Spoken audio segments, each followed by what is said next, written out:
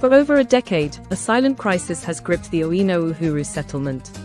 What appears as a typical bustling community hides a toxic truth, a legacy of environmental contamination that has cast a long shadow over the lives of its residents. Invisible to the naked eye, a deadly poison lurked beneath their feet. Lead, a neurotoxin, had permeated the very ground they lived on, threatening the health and futures of generations.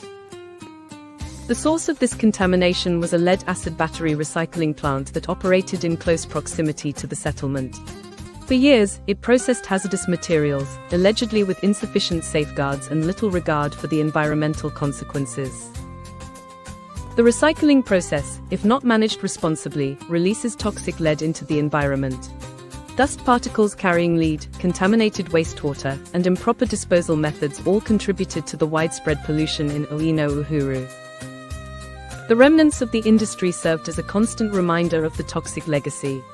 Discarded batteries, leaching their poison into the soil, were a common sight, a stark symbol of the environmental injustice endured by the residents.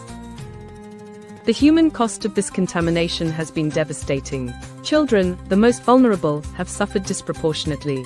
Lead exposure can cause irreversible neurological damage, impacting the development, learning abilities, and overall health. Blood tests revealed alarmingly high lead levels in the residents, confirming the extent of the crisis. The scientific evidence painted a clear picture of a community under siege from an invisible enemy. The effects of lead poisoning are long-lasting and can include learning disabilities, behavioral problems, kidney damage, and in severe cases, even death. The residents of Owino Uhuru have been left to grapple with these debilitating health issues for years. In the face of this injustice, the community has fought back, seeking legal redress and demanding accountability. A long and arduous legal battle ensued, pitting the residents against powerful interests. Their struggle has extended beyond the courtroom. The residents of Owino Uhuru have raised their voices, organizing protests and advocating for their fundamental rights to a healthy environment and to justice. While some legal victories have been achieved, the path to full justice remains uncertain. The implementation of court orders and the actual delivery of compensation and environmental remediation have faced significant delays and obstacles.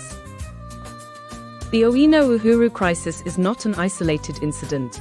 It underscores the broader challenges of industrial pollution and environmental injustice that affect communities worldwide, particularly marginalized populations living near industrial zones.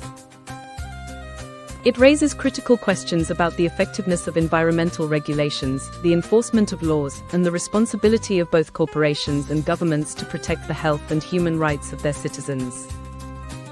The story of Owino Uhuru serves as a powerful call to action.